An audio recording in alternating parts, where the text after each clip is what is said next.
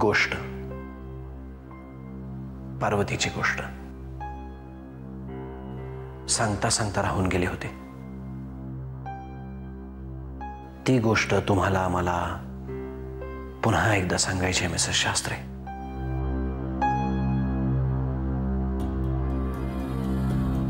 मागे झटकून टाकलेले धागे पुन्हा एकदा जुळवायचे आहेत.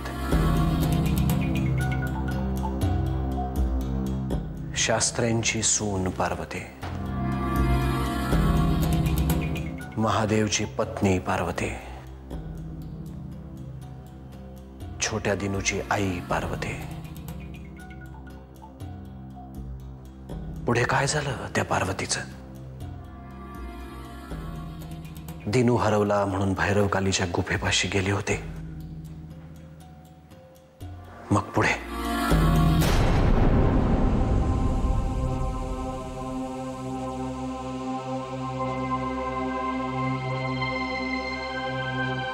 शास्त्र्यांची सून पार्वती,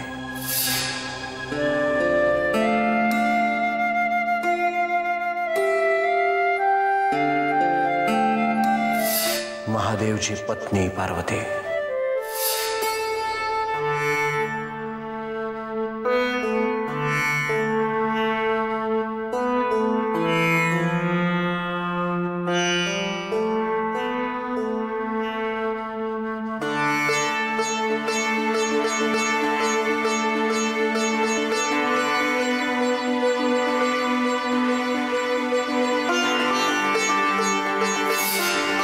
छोट्या दिनूची आई पार्वती.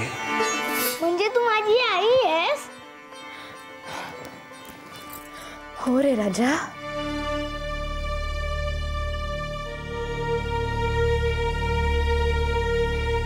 मीच तुझी आई आहे. पुढे काय झालं त्या पार्वतीचं? दिनू हरवला म्हणून भैरवकालीच्या गुफेपाशी गेले होते. दिनू, दिनू, आलीस?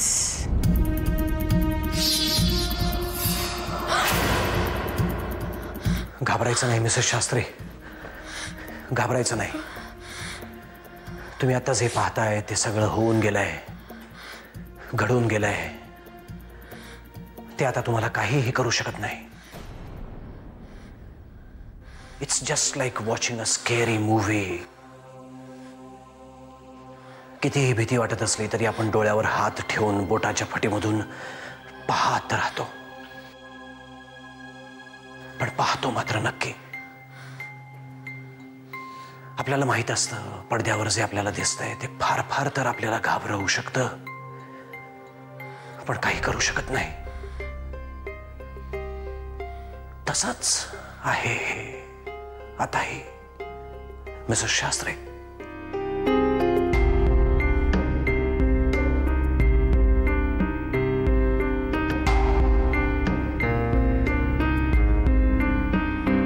मागे तुम्ही एकदा मला तुमचं आणि आजोबांचं झालेलं बोलणं सांगितलं होतं. ते म्हणाले होते सत्य नेहमी प्रकाश देतं. How right he was. प्रकाशाला घाबरू नका मिसेस शास्त्री. तो अंधार दूर करणार आहे, तुमचाच नाही माझाही. So please Mrs Shastri, concentrate.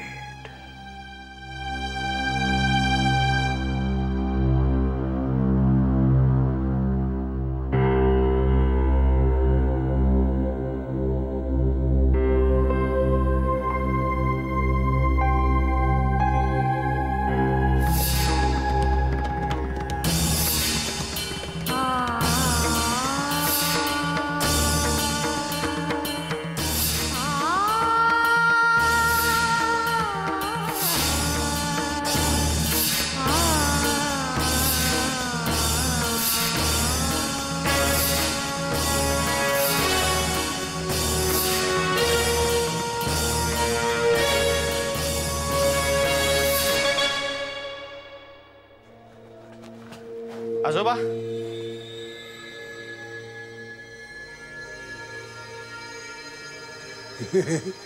कसा आहेस बाळा? मी ठीक आहे. तुम्ही कसे आहात? चाललंय ठीक आहे, त्याची कृपा आहे. आदिनाथा, श्रीराम श्रीराम, लवकर आलास रे. हो, आता धावत फास्ट ट्रेन पकडायला शिकलोय ना. जपून जपून हो. तू विहिरीवर हातपाय तोंड धुवून घे, तोवर मी विष्णूला फराळाचं करायला सांगतो. नाही आजोबा, ते सगळं नंतर. आधी मी ज्या कामासाठी आलोय ते आपण. असं म्हणतोस? बा, तू आधी आत चल. चल, ये ये.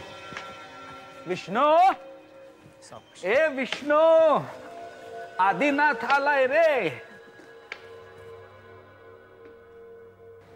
याचं कंच काम एवढ्या बिगीनं का आला ये मुंबईहून? सोपनराव, काहीतरी घावन शिस्त या आजा नातवामध्ये. बारीक लक्ष ठेवाय हो.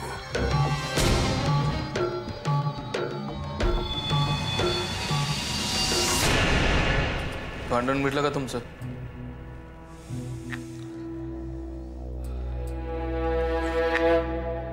मी काय म्हणतोय, भांडण मिटलं का तुमचं?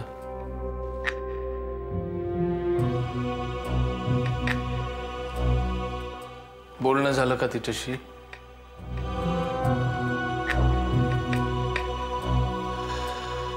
एकपात्री अभिनय स्पर्धा भरवली आहे का इकडे? नाही झालं बोलणं. कधी होणार? हे बघा बा, मी तुम्हाला सांगितलंय हे लग्न होणार नाही, पण होत आहे. सुनबाईची तशी समजूत घातली आहे मी. समजूतदार पोरगी आहे ती. तिच्या बहिणीशी बोललोय. आणि हे बघ, तुझं लग्न हे तुझ्या बापासाठी एक प्रेस्टीज इश्यू झालाय, तेव्हा न बोलता बोहल्यावर चढायचं.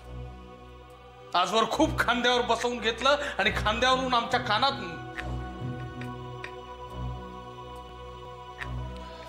खूप खूप शर्ट ओले केलेत तुम्ही आमचे. आता बापाला खांदा द्यायची वेळ झाली. तिरडीचा नाही, आधाराचा खांदा म्हणतोय मी. स्वतःचा बिझनेस सुरू करतोय ना. स्वतःचा संसार सुरू करा दे. हे बघा बा, मला चर्चा नकोय.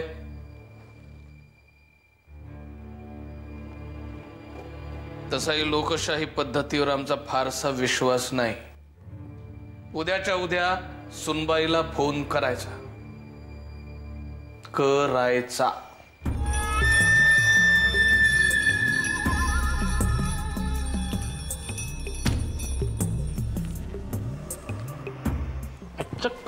माझं बाळ, कसले भांडता रे तुम्ही? इथं प्रेम करायला कोणाला वेळ नाही. आणि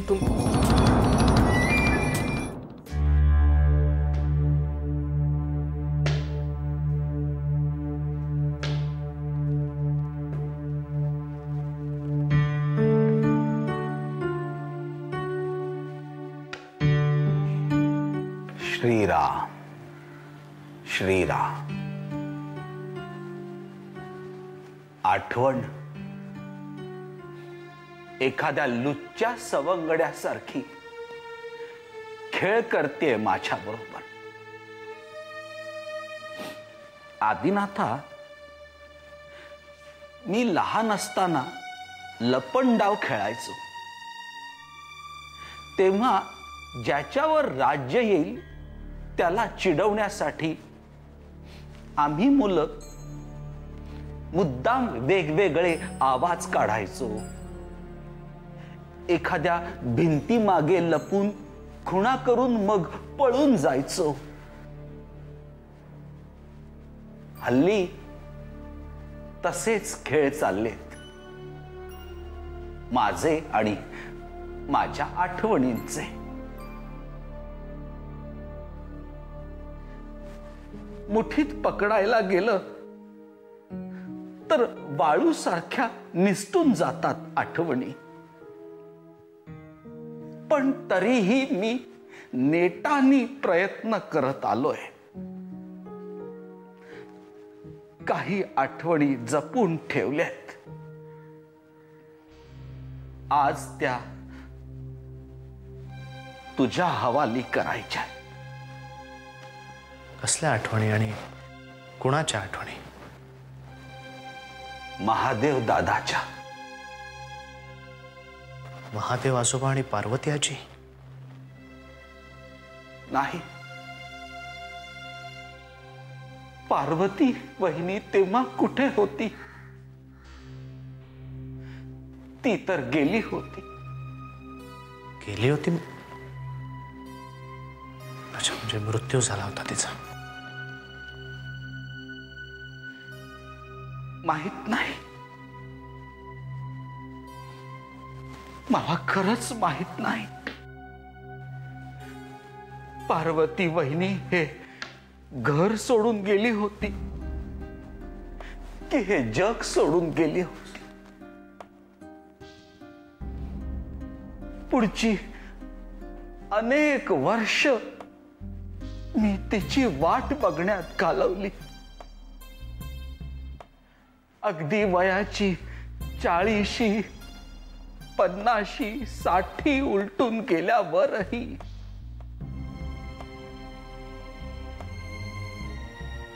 पार्वती बहिणी हे जग सोडून गेली याची खात्री मला तेव्हाच पटली जेव्हा शुभ्राला मी प्रत्यक्ष पाहिलं.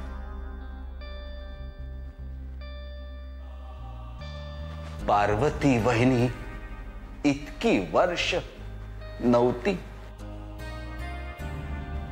ती निघून गेली होती पुन्हा येण्यासाठी.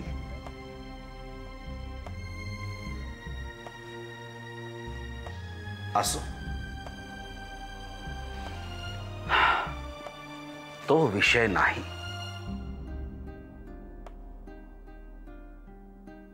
आठवण.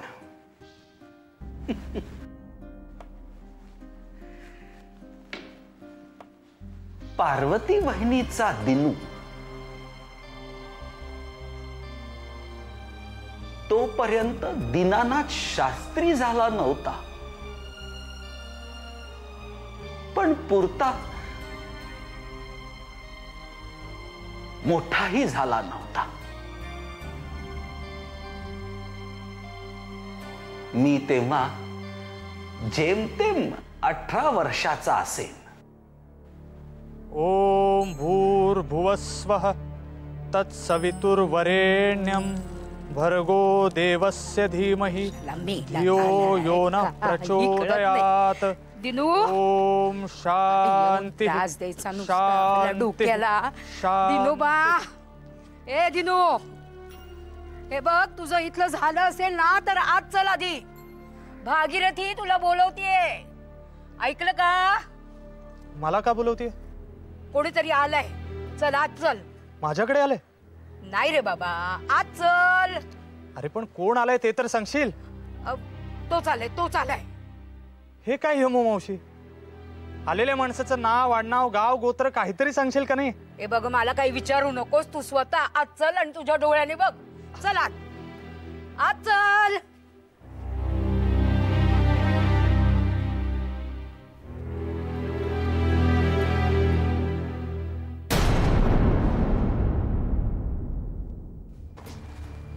अजून आमच्या प्रश्नाचं उत्तर दिलं नाही सोपान. सोपान काका? हा दिनू बाळा, हा किती मोठा झालास तू. हा लहान असताना तुला कडेवर घेऊन गावभर हिंडायचो, आणि आता आमच्या प्रश्नाचं उत्तर दे सोपान. आम्ही काय म्हणतो भागीरथी, सोपान एवढा दमून भागून आलाय तर निदान चहा पाणी तरी. या वाड्यावरचा पाहुणा नाहीये तो. हो पण भागीरथी, दारी आलेल्याला मला आधी माझ्या प्रश्नांची उत्तरं हवेत.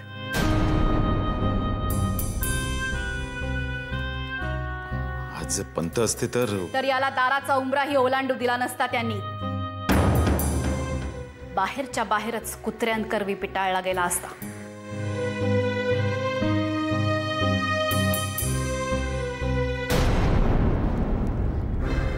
आणखी काही सुचवायचं आहे तुम्हाला?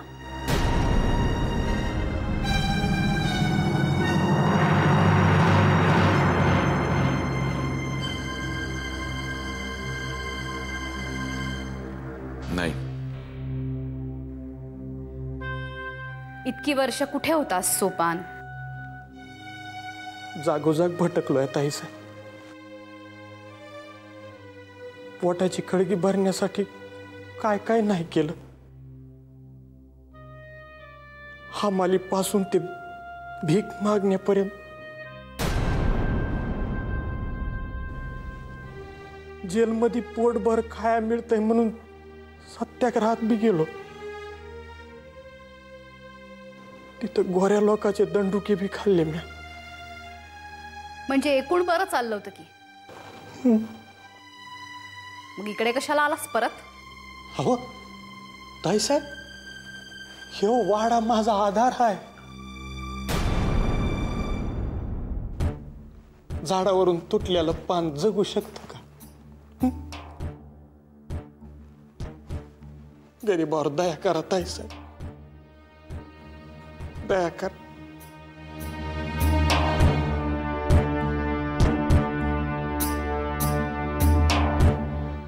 जेव्हा काही माणसांच्या साथीने या वाड्याच्या मुळावरच घाव घालत होतास, तेव्हा नाही सुचली ही अक्कल तुला?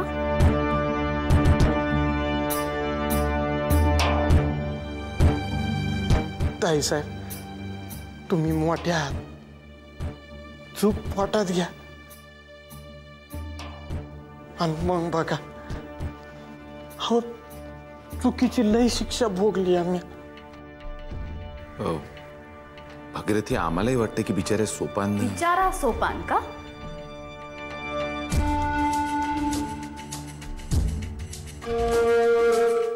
अजून खूप लळा आहे तुम्हाला जुन्या सवंगड्याचा.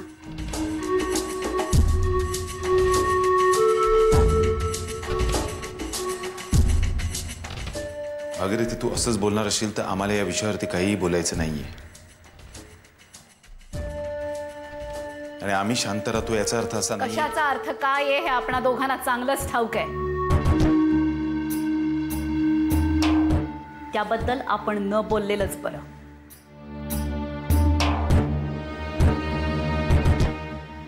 सोपान, भुकेला असशील तर मागच्या दारी जा. हवा तो भाकर तुकडा खा आणि तोंड काळं करीत न. तुला या वाड्यावर थारा नाही. हो ताईसाहेब, असं करू नका ताईसाहेब. अहो, गरीबावर दया करा ताईसाहेब. अहो ताईसाहेब, माझ्या चुका समजा पोटामध्ये घ्या ताईसाहेब. या गरीबावर अन्याय करू नका साहेब. मला या वाड्यामध्येच राहायचंय. मला माफ करा ताईसाहेब, असं करू नका. मला वाड्याच्या बाहेर हाकलून देऊ नका ताईसाहेब. मालक मी माफी मागतो मालक. मी पाय धरतो तुमचे. दिनूबा सांग ताईसाहेबाला, सांग बाबा. सोपान काका, तुम्ही असं काय करताय? उठा. अरे बाबा, हे वाडा म्हणजे माझं जग आहे र. दिनूबा, सोपान काका माझा ऐक. दिनूबा,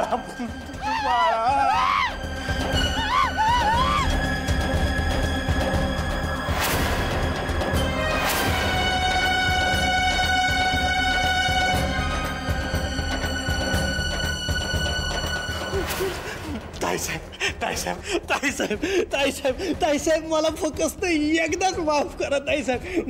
म्या परत तसल्या चुका कधी बी करणार नाही ताईसाहेब. मला माफ करा फक्त एकदाच माफ करा ताईसाहेब. मग बघा म्या कसा वागतो ते. ताईसाहेब, एकदम माफी द्या. एकदम माफी दे.